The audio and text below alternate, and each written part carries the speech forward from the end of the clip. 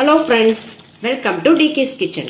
இன்னைக்கு நம்ம சூப்பரான கார சாரமான வாத்துக்கறி வறுவல் எப்படி செய்யறதுன்னு பார்க்க போறோங்க.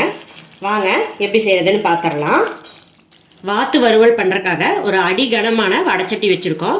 சட்டி நல்லா சூடாயிருச்சு. இப்போ நம்ம நல்லெண்ணெய் ஒரு 5 ஸ்பூன் அளவுக்கு சேர்த்திக்கலாம். இப்போ நல்லா சூடாயிருச்சுங்க. ஒரு 2 துண்டு பட்டை, 1 ஸ்பூன் அளவுக்கு சோம்பு சேர்த்திக்கலாம். சோம்பு நல்லா பொரிஞ்சிருச்சுங்க. இப்போ 2 கைப்பிடி அளவுக்கு சின்ன வெங்காயம் கட் பண்ணி வச்சிருக்கேன். அதை இது கூட ஆட் பண்ணிக்கலாம். கருவேப்பிலை ஒரு கொத்து சேர்த்திக்கலாங்க. வெங்காயம் நல்லா வதங்கட்டும். வெங்காயம் நல்லா வதங்கிருச்சுங்க. இப்போ நம்ம இஞ்சி பூண்டு பேஸ்ட் ஆட் பண்ணிக்கலாம். நான் இன்னைக்கு 2 ஸ்பூன் அளவுக்கு இஞ்சி பூண்டு பேஸ்ட் போடுறேன். இஞ்சி பூண்டு பேஸ்ட் நல்லா எண்ணெயில் வதங்கட்டும். இஞ்சி பூண்டு நல்லா வதங்கிருச்சு. நான் 3 தக்காளி பெரிய சைஸில் கட் பண்ணி வச்சுருக்கேங்க. அதை எடுத்து இது கூட சேர்த்திக்கலாம். தக்காளி வதங்குறதுக்காக உப்பு சேர்த்திக்கலாம். நம்ம இந்த வாத்து வறுவலுக்கு தேவையான அளவு உப்பு இப்போவே சேர்த்திக்கலாம். தக்காளி நல்லா வதங்கட்டும். அடுப்பை சிம்மில் வச்சு நல்லா வதக்கி எடுத்துக்கலாம். தக்காளியை நல்லா மசிச்சு விட்டுக்கலாங்க. நல்லா எண்ணெயில் வதங்கிருச்சு. இப்போ நம்ம எடுத்து வச்சுருக்க வாத்துக்கறியை இது கூட ஆட் பண்ணிக்கலாம். நான் இன்னைக்கு 700 கிராம் அளவுக்கு நாட்டு வாத்து எடுத்திருக்குங்க. இது ஆக்சுவலாக உயிரோட பிடிக்கும் போது 1/300 இருந்துச்சு. இல்லை சுத்தம் பண்ணது போக 700 கிராம் கிடைச்சிருக்கு. இதை நம்ம இப்போ இது கூட சேர்த்திக்கலாம். இதை நல்லா கலந்து விட்டுக்கலாம். இந்த வறுவலுக்கு நம்ம ஸ்பெஷலாக ஒரு மசாலா ஃப்ரெஷ்ஷாக ரெடி பண்ண போகிறோம். அதனால இதை நம்ம இப்படியே வேக வைக்கலாம்.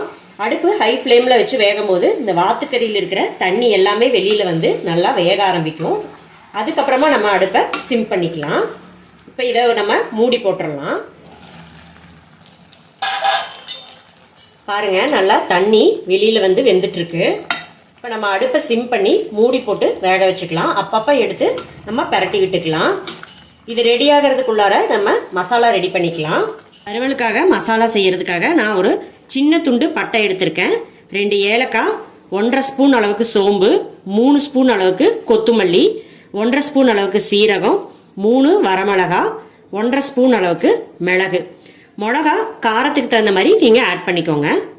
இதை நம்ம ஒரு பேனில் போட்டு நல்லா வறுத்தெடுத்துக்கலாம். இப்போ இந்த மசாலா பொருட்கள் எல்லாமே நல்லா வறுபட்டுருச்சுங்க.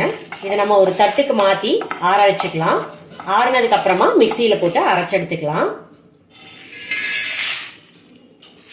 எல்லாமே நல்லா ஆறிடுச்சுங்க. இதை நம்ம அரைச்செடுத்துக்கலாம். பாருங்க, நல்லா நைஸா அரைச்செடுத்துட்டு வந்துட்டோம்.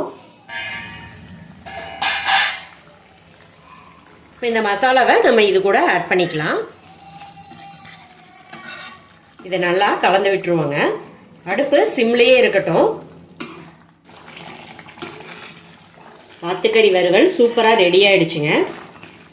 உங்களுக்கு கொஞ்சம் சாப்பாட்டில் பரட்டி சாப்பிட்ற மாதிரி இருந்தால் இந்த ஸ்டேஜ்லேயே ஆஃப் பண்ணிக்கோங்க. இல்லை நல்லா ட்ரையாக வேணும்னா இன்னும் கொஞ்சம் அடுப்பை ஹை ஃப்ளேமில் வச்சு நல்லா ட்ரை பண்ணி எடுத்துக்கோங்க.